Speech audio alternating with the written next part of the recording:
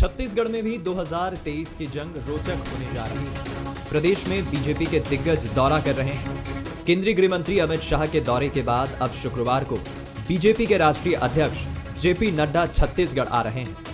उनके दौरे को लेकर बीजेपी में उत्साह देखने को मिल रहा है। जेपी नड्डा 51,000 से ज्यादा कार्यकर्ताओं को संबोधित करेंगे। वहीं विधायक और सांसदों से भी मुलाकात कर जीत के टिप्स देंगे। कल हमारे राष्ट्रीय अध्यक्ष श्री जगत प्रकाश नड्डा जी पहली बार रायपुर आ रहे हैं, तो इसके स्वागत हेतु और हमारे कार्यकर्ताओं को मार्गदर्शन ज़रूर वो देंगे। उसे सुनने के लिए पूरे छत्तीसगढ़ प्रदेश से हमारे कार्यकर्ता लगभग 51,000 हमारे कार्यकर्ता यहाँ आएंगे। ये ऑर्गेनाइजेशनल संगठनात्मक बैठक और उनकी मार्गदर्शन होगी, हमारे कार्यकर्ताओं को वो देंगे। इधर कांग्रेस बीजेपी के आरोप का जवाब तो दे रही है, साथ ही बीजेपी से सवाल भी पूछ रही है कि सीएम भूपेश के मुकाबले में बीजेपी के पास चेहरा कौन है। भूपेश बघेल के मुकाबले में भारतीय जनता पार्टी के पास चेहरा कौन है। इसके पहले उन्होंने कहा था कि कोई भी स्थानीय चेहरा आगे करके भारतीय जनता पार्टी चुनाव नहीं लड़ेगी। फिर उन्होंने प्रदेश अध्यक्ष का चेहरा बदल दिया, नेता प्रतिपक्ष का चेहरा बदल दिया। तो क्या इन दोनों चेहरों को भारतीय जनता पार्टी आगे करने जा रही है? कुल मिलाकर जेपी नड्डा के दौरे से बीजेपी 2023 चुनाव के शंखनाद की बात कह रही है, तो कांग्रेस नड्डा के दौरे से कोई फर्क नहीं पड़ने की बात कह रही है। अब देखना होगा आने वाले 2023 विधानसभा चुनाव में छत्तीसगढ़ और छत्तीसगढ़ियावाद को आगे लेकर चल रहे सीएम भूपेश बघेल का सामना बीजेपी कैसे कर पाती है। फुलेश्वर पांडे, बंसल न्यूज, रायपुर। मिशन पर बीजेपी। जी हाँ, नमस्कार, आप देख रहे हैं बंसल न्यूज। और छत्तीसगढ़ में मिशन 2023 की तैयारी में बीजेपी जुट गई है। बीते 6 महीनों में जिस तरह से बीजेपी छत्तीसगढ़ में एक्टिव मोड में आई है, उससे ये तो साफ दिख रहा है कि खोई हुई सत्ता को पार्टी एक बार फिर से पाना चाहती है। इधर लगातार केंद्रीय मंत्रियों का भी छत्तीसगढ़ में दौरा हो रहा है। अब ठीक चुनाव से 1.5 साल पहले बीजेपी के राष्ट्रीय अध्यक्ष जेपी नड्डा छत्तीसगढ़ आ रहे हैं। वहीं जेपी नड्डा के दौरे से पहले सियासी बयानबाजी खूब हो रही है, तो चर्चा करेंगे आज इसी विषय पर। जल्दी से मिलिए उन मेहमानों से जो आज हमारे साथ इस चर्चा में जुड़ रहे हैं। हमारे साथ कांग्रेस प्रवक्ता सुरेंद्र वर्मा साहब जुड़ रहे हैं, बीजेपी नेता राजीव चक्रवर्ती जी जुड़ रहे हैं और वरिष्ठ पत्रकार राम अवतार तिवारी जी जुड़ रहे हैं। आप तीनों मेहमानों का बहुत स्वागत है।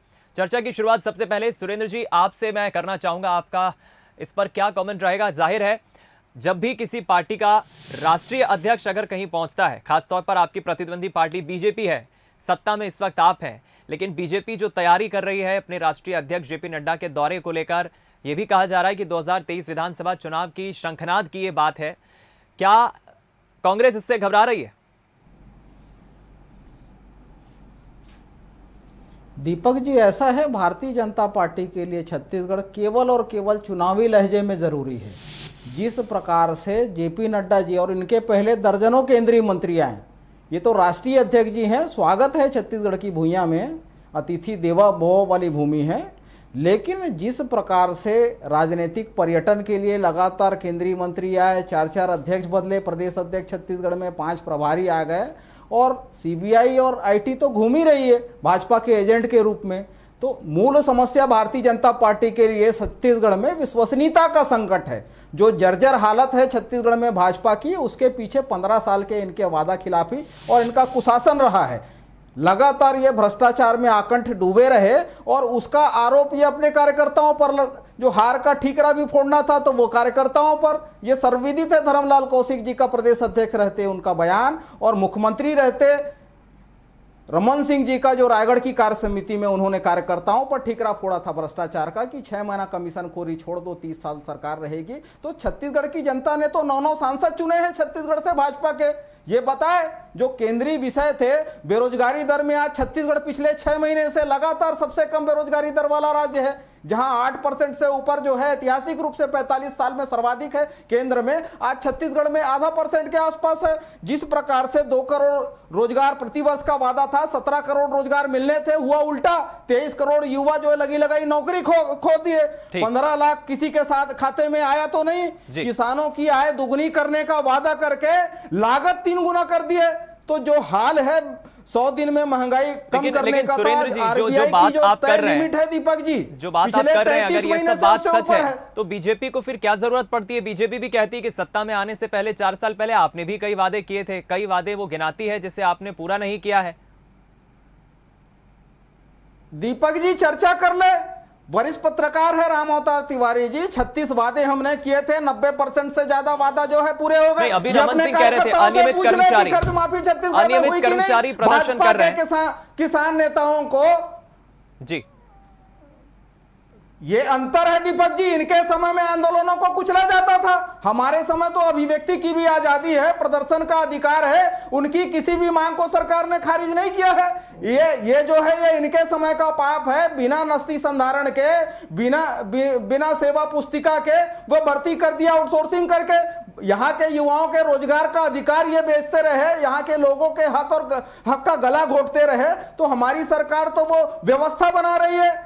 तो हमने तो जो 2 साल की सेवावधि पूरी किए हैं, लाखों शिक्षा कर्मियों का नियमितीकरण किया, न केवल नियमितीकरण, 6 जिले बने, 85 से ज्यादा तहसीलें बनी, नए सेटअप में 40,065 पद पर भर्ती हुई है केवल नए सेटअप में। तो इनके वादा खिलाफी को भी भोगा है दीपक जी छत्तीसगढ़ की जनता ने। 2003 में 270 रुपए बोनस का वादा था, 5 साल याद नहीं आया। राजीव जी, जेपी नड्डा के दौरे से कांग्रेस को कोई फर्क नहीं पड़ेगा, सुरेंद्र जी का ये कहना है। वादे तो आपने भी कई किए थे, आपके वक्त आंदोलनों को कुचला दिया जाता था, जो बात बीजेपी उठाने की कोशिश कर रही है उससे तो सुरेंद्र जी खारिज कर रहे हैं, क्या कहेंगे राजीव जी? नहीं, सुरेंद्र जी अपना धर्म निभा रहे हैं। सुरेंद्र जी की तकरीर सुनकर तो ऐसा लगता है कि छत्तीसगढ़ पुण्य भूमि, पवित्र भूमि और हरियाली है, लेकिन 15 साल के हमारे सुशासन में जो छत्तीसगढ़ को हमने इंफ्रास्ट्रक्चर के रूप में और सुदृढ़ राज्य के रूप में ला खड़ा किया था राष्ट्र के सामने, आज छत्तीसगढ़ अपनी बर्बादी पर सिसक रही, अपनी बेनूरी पर रो रही है। आज छत्तीसगढ़ का रायपुर जो है वो चाकूपुर में तब्दील हो गया है, रायपुर का बिलासपुर छुरापुर में तब्दील हो गया है, रायपुर की सड़कें अंधेरे में हैं, रायपुर का बेरोजगार सिसक रहा है, क्योंकि गोबर के नाम पर और गौठान के नाम पर इनके मंत्री फूल कर कुप्पा हो गए हैं और बेरोजगारों को कहा जा रहा है कि हमने गौठान बना दिया, उसमें इतने अमुक रोजगार हो रहा है। कहाँ है रोजगार? बल्कि जो नियमित कर्मचारियों को अनियमित कर्मचारियों को नियमित करना था उसकी कोई बात नहीं करता। नहीं राजीव जी, 4 साल हो गए सत्ता में आए कांग्रेस को, कुछ अच्छे काम भी तो सरकार ने किए होंगे। ठीक है, लॉ एंड ऑर्डर बिगड़ा हो, क्राइम बढ़ रहा हो, कुछ अच्छे काम भी तो किए। कोई अच्छे काम नहीं साहब, कोई अच्छा काम नहीं। अच्छा। देखिए, कोई अच्छे काम नहीं है, बल्कि जो अच्छे काम थे उसको बिगाड़ दिया। जो सड़कों में लाइटें जलती थी, लाइटें अंधेरे में हैं। दीपक जी समझ दीजिएगा, कानून व्यवस्था सुदृढ़ थी, कानून व्यवस्था की भयावह स्थिति है। जो कानून व्यवस्था अपराधियों के ऊपर होना चाहिए, पत्रकारों को जेल में ठूस दिया गया है, विरोध करने वाले विपक्षियों के ऊपर झूठे मुकदमे दर्ज किए जा रहे हैं। ये क्या बात करेंगे कांग्रेस के लोग? और अभी जो इनका घमंड है, जो दर्प है, उसका अंत आ गया है। ये 74 में आपातकाल लगाने वाले कांग्रेस पार्टी के लीडरान ये कहते हैं कि हमारे समय में ऐसा हुआ, भाजपा ने ऐसा किया, तो अभी आपका समय है। और जनता भूल नहीं रही है कि किस प्रकार से यहाँ पे चल रहा है। संक्षिप्त में सुरेंद्र जी कुछ कहना चाह रहे हैं, सड़कों की बात हो, फिर मैं तिवारी जी के पास आऊंगा। जी संक्षिप्त में। दीपक जी इसी प्रकार से झूठ, भ्रम और गलत बयानी के चलते भारतीय जनता पार्टी के नेता अपनी विश्वसनीयता खो रहे हैं। ये मेरे पास में एनसीआरबी का रिपोर्ट है जो हाल ही में जारी हुआ है। ये केंद्र सरकार की गृह विभाग जारी करती है। सुन लीजिए, 14वें नंबर पर गंभीर एफआईआर दर्ज ये देख लीजिए इसको। एनसीआरबी का आंकड़ा पेश कर रहे हैं सुरेंद्र जी, कौन से आंकड़ा पेश कर रहे हैं पहले बताइए। राजीव जी, भारतीय जनता पार्टी का चरित्र है। राजीव जी सुन लीजिए, एनसीआरबी का रिपोर्ट है केंद्रीय गृह विभाग का। ये एनसीआरबी की रिपोर्ट क्या कह रही है? रिपोर्ट है, ऐसे रहेंगे। सुरेंद्र जी, एनसीआरबी की रिपोर्ट क्या कह रही है, आप क्या कहना चाह रहे हैं? जो गंभीर प्रकृति के अपराध है जी, ये माननीय वरिष्ठ पत्रकार राम अवतार तिवारी जी के सामने मैं ये रख रहा हूँ। 17वें नंबर पर है जो इनके समय में 14वें नंबर पर होता था। एक सेकंड देखिए, बारी बारी से, हमारे पास समय की कमी है। राजीव जी, सुरेंद्र जी कह रहे हैं कि अपराध में तो कमी आई है, आंकड़े एनसीआरबी के कह रहे हैं। झलियामार, मीना खलको, मड़कम हिड़मे और नाबालिग से बलात्कार के आरोपी ओपी गुप्ता को रमन सिंह के सरकार में सीएम हाउस में को संरक्षण मिलता था। जी। ये ओएसडी बना के रखने वाले लोग धर्मेंद्र चोपड़ा, जगत प्रकाश, पोडियम लिंगा जैसे नक्सली सब। देखिए, आप एक एक करके बात करें। आप दोनों अगर ऐसे शोर करेंगे तो ना मैं समझ पाऊंगा ना दर्शक समझ पाएंगे। गोली चलाने वाले चलिए एडस मेटा, चलिए मैं मेरा आप दोनों से आग्रह है, आप एक एक करके बात रखें। आदिवासी भूले नहीं है। चलिए मैं लौटूंगा आपके पास। मैं जल्दी से जरा तिवारी जी के पास आ जाता हूं। मैं लौटूंगा, राजीव जी लौटूंगा मैं आपके पास भरपूर समय रहेगा। तिवारी जी क्या कहेंगे आप? देखिए, किसी भी पार्टी का अगर राष्ट्रीय अध्यक्ष दौरा करता है तो जाहिर है उस पार्टी के कार्यकर्ताओं में, नेताओं में, संगठन के सदस्यों में एक ऊर्जा तो आती है, लेकिन कांग्रेस का यही मानना है कि बहुत मेहनत करना होगी। बीजेपी को 15 साल बहुत भ्रष्टाचार किया बीजेपी ने, और अब जनता जवाब दे चुकी है 2018 के चुनाव में, और 23 में एक बार फिर कांग्रेस आएगी। लेकिन शंखनाद की जो बात कही जा रही है, राजीव, जिस तरह से राजीव जी भी कह रहे थे कि काफी कुछ 4 सालों में जो कुछ भी हुआ है सब गलत हुआ, अच्छा काम तो गिना ही नहीं रहा राजीव जी, लेकिन जेपी नड्डा का यह दौरा आप कैसे देख रहे हैं? छत्तीसगढ़ में आरएसएस के तमाम बड़े पदाधिकारियों का छत्तीसगढ़ में 4 दिनों तक रहना, आरएसएस प्रमुख का रहना, भाजपा के राष्ट्रीय अध्यक्ष का 3 दिनों का रहना एक बड़ा संकेत देता है कि छत्तीसगढ़ में भाजपा जो है अपनी कमजोरियों को, अपनी अच्छाइयों को, अपनी रणनीतियों को सारी फीडबैक लेगी, सारे चीज़ों का अध्ययन करेगी, कार्यकर्ताओं के पास जाएगी, कार्यकर्ताओं से समस्या सुनेगी और वास्तविक तरीके से कैसे छत्तीसगढ़ की क्या समस्या है, यहाँ के लोगों की क्या तासीर है, छत्तीसगढ़ में भाजपा ने क्या बड़ी भूल की जो इतनी बड़ी हार हुई है, कैसे उस अपनी कमजोरी को खत्म करते हुए सत्ता प्राप्त की जा सकती है और एक समाज में कैसे परिवर्तन किया जा सकता है। ये तमाम मुद्दों पर, क्योंकि आरएसएस और भाजपा दोनों की बैठक है, तो दोनों की बैठक एक महत्वपूर्ण बैठक है। इसमें मंथन जारी है। इस मंथन से क्या निकलता है, कार्यकर्ताओं के लिए क्या निकलता है, छत्तीसगढ़ की जनता के लिए क्या निकलता है और प्रदेश के लिए क्या निकलता है, इस सबकी निगाह है कि इसमें किस तरह का विश्लेषण करते हैं, क्या फीडबैक लेते हैं। और बहुत सारी कमजोरियां हैं, आरोप प्रत्यारोप की राजनीति तो लगभग समय चलती रहती है, पर उस राजनीति के अलावा जो सत्ता में समाज में परिवर्तन की बात, समाज में अंतिम व्यक्ति के विकास की बात जो होती है, कहीं ना कहीं इस दिशा में कोई ठोस कदम दोनों प्रमुख लोगों के बैठने के बाद आएगा, ऐसा लगता है मुझे।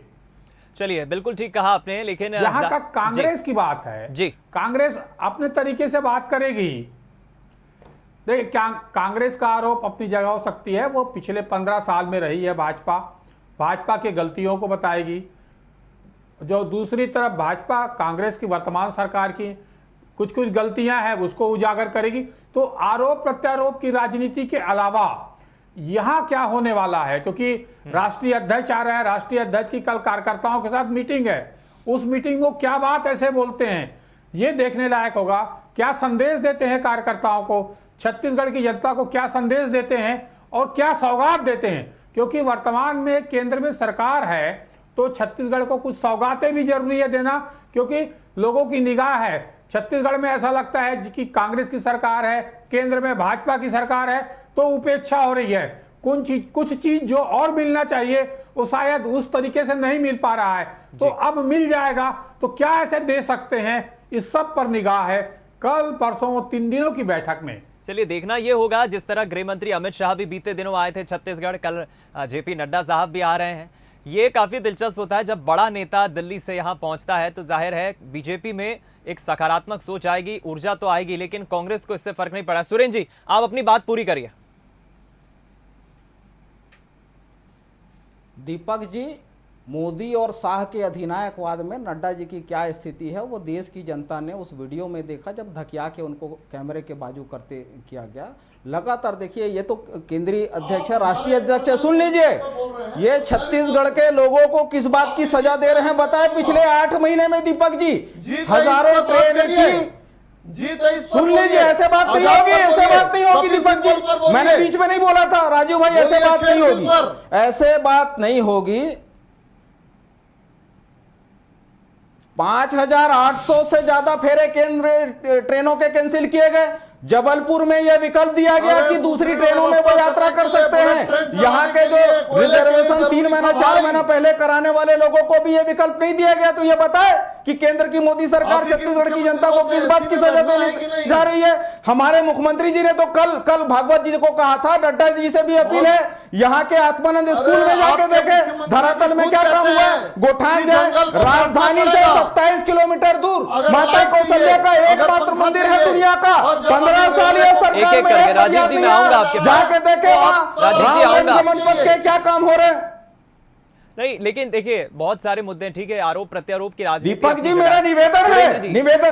मेरा निवेदन है गोधन न्याय योजना के इनकी पार्टी के बृजमोहन अग्रवाल जी सबसे ज्यादा बार जीतने वाले विधायक हैं। उनके परिजन महावीर गौशाला में सदस्य हैं, उनको 18 लाख रुपए का भुगतान हुआ गोधन न्याय योजना में। ये उनसे बुला के पूछ ले, अपने कार्यकर्ताओं से पूछे किसको राजीव गांधी किसान न्याय योजना का लाभ मिल रहा है, किनकी ऋण माफी हुई है, किनके बच्चे स्वामी आत्मानंद में पढ़ रहे हैं, किनको गोधन न्याय योजना का लाभ मिल रहा है। 600 गुना बढ़ा है वनस्पतियों का संग्रहण, जो 2500 में खरीदते थे 4000 रुपया प्रति मानक बोरा तेंदुपत्ते का दाम मिल रहा है। 17 रुपए में यह खरीदते थे महुआ, आज 34 रुपए में खरीदा जा रहा है। छत्तीसगढ़ की जनता की समृद्धि से भाजपा को नफरत है और यह केवल और केवल झूठ की बुनियाद पर भ्रम की राजनीति कर रहा है। फिर हम वही कर रहे हैं राजीव जी, और भाजपा का कार्यकर्ता ही इनको आरोप प्रत्यारोप की राजनीति कब तक होगी। सुरेंद्र जी, राजेश मूणत तो ये भी कहते हैं, पूर्व मंत्री बीजेपी के नेता, वो तो कहते हैं कि आप कब तक 15 साल की बातें करते रहेंगे। आप अपने कार्यकाल की बात करिए, 4 साल में आपने क्या किया। राजेश मूणत जी, दीपक जी, राजेश मूणत वही व्यक्ति हैं जो पीडब्ल्यूडी मंत्री रहते वियतनाम के फोटो को केलो नदी का बताए थे। तो ये झूठ की राजनीति की कलई खुल चुकी है। 15 साल ये जो 97% आबादी है, जो 37% अनुसूचित जनजाति और 13% जनजाति, इनके हक का गला घोटते रहे, झूठ कौन बोल रहा है, आउटसोर्सिंग करते रहे। 1 मिनट में राजीव जी से जवाब लेता हूं। जी राजीव जी, झूठ देखिए जी दीपक जी, कल नड्डा जी का दौरा है और नड्डा जी ने जो कार्यकर्ताओं का बहुत विशेष आग्रह था कि वो छत्तीसगढ़ के प्रभारी थे और छत्तीसगढ़ से उनका विशेष लगाव है, कार्यकर्ताओं का नड्डा जी से लगाव है। अब वो कल आ रहे हैं, जो संवाद हो रही, पार्टी का जो संवाद होता है, बूथ लेवल के कार्यकर्ता, मंडल लेवल के कार्यकर्ता, शक्ति केंद्र के कार्यकर्ता, जिले के कार्यकर्ता रहेंगे। अब जेरे मुद्दा क्या है कि छत्तीसगढ़ की कांग्रेस पार्टी ने गंगा जल की कसम खाकर कहा था कि हम शराबबंदी करेंगे, और कर क्या रही है कि गली गली गांव गांव शराब के ठेके खुलवा रही है। दीपक जी, ये इनका असली चरित्र है। गंगा जल की कसम कांग्रेस ने राजीव भवन में कर्ज माफी को लेकर, और वो भी था जब इनके रहेगा हमारे मुद्दा रहेगा कि फर्जी लेटर पैड में ये वायरल करने का प्रयास किया। मुद्दा सीमा तय की गई है 2 एकड़ की, तो उस झूठ का पर्दाफाश करने के लिए हमारे नेताओं ने 10 दिन में कर्ज माफी करने का गंगा जल लेके कसम खाया था और उसको 2 घंटे भी नहीं लगे। ये इनका असली चरित्र है। छत्तीसगढ़ की जनता जानती है, ये बार-बार झूठ बोलेंगे। तिवारी जी, आपसे लूंगा, हमारे दोनों मेहमान को बड़ी संजीदगी से सुन रहे हैं। राम अवतार जी क्या कहेंगे, बहुत संक्षिप्त में आपकी प्रतिक्रिया। आप हमारे दोनों मेहमानों को सुन रहे हैं। कसम जो है कांग्रेस भवन में किस बात के लिए खाई गई थी। तिवारी जी, देखिए, हो हल्ले की राजनीति की अपेक्षा सकारात्मक राजनीति और छत्तीसगढ़ की जनता, छत्तीसगढ़ियों के विकास, इस पर अगर सार्थक चर्चा हो, इस पर कोई निर्णय हो। ये आदिवासी बहुल इलाका है, पिछड़ा वर्ग इलाका है, खनिज संसाधनों से भरा इलाका है। इस इलाके का जो विकास है बहुत तेजी से और हो सकता है। उस दिशा में अगर सकारात्मक राजनीति करते हुए और काम किया जाए तो ज्यादा फायदेमंद होगा छत्तीसगढ़ को, कि छत्तीसगढ़ अपार संभावनाओं से भरा छत्तीसगढ़ है। अभी आज ही सर्वे में आया है कि भारत के 10 प्रमुख शहरों में एक जो रहने लायक है उसमें छत्तीसगढ़ भी है। तो छत्तीसगढ़ तेजी से विकास करता हुआ राज्य है, हर तरीके से रोजगार देने के अलावा हर तरीके से। ऐसे राज्य में और कैसे विकास हो सकता है राजनीति से ऊपर उठकर। इस दिशा में अगर इन दिनों समीक्षा चले तो ज्यादा फायदा छत्तीसगढ़ की जनता को होगा, छत्तीसगढ़ियों को होगा, तभी हम बोल पाएंगे, तो तभी सार्थक राजनीति होगी।